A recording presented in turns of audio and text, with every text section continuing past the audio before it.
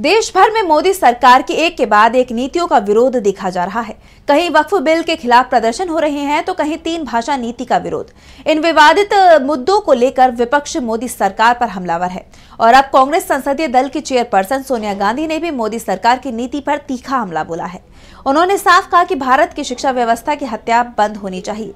तो क्यों मोदी सरकार पर भड़की सोनिया गांधी, जानने के लिए देखिए रिपोर्ट। मोदी सरकार की नीतियों पर विपक्ष लगातार सवाल उठा रहा है, चाहे वो विदेश से जुड़ा मामला हो या देश में अलग अलग व्यवस्थाओं से जुड़े फैसले।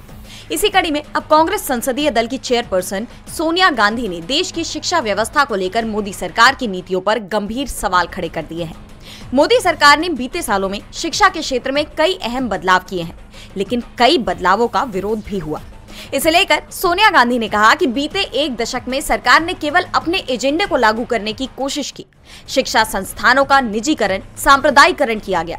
उन्होंने कहा कि निजीकरण को बढ़ावा देने के कारण 2014 के बाद से 89,441 सरकारी स्कूल बंद हुए और करीब 43,000 यानी 42,944 निजी स्कूल खुले।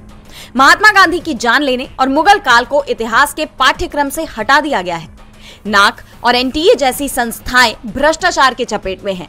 शिक्षण संस्थानों में नियुक्ति प्रक्रिया में योग्यता से समझौता कर विचारधारा को प्राथमिकता दी जा रही है। सोनिया गांधी ने इस बात पर जोर दिया कि साल 2019 से शिक्षा पर केंद्रीय सलाहकार बोर्ड की बैठक नहीं बुलाई गई।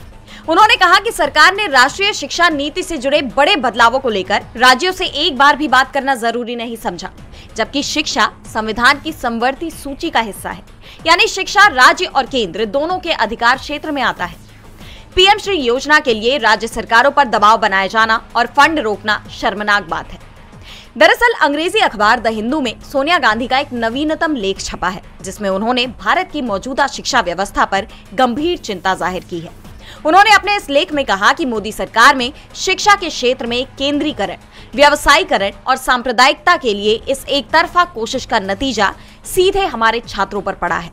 भारत की शिक्षा व्यवस्था को इस तरह खत्म करना बंद होना चाहिए।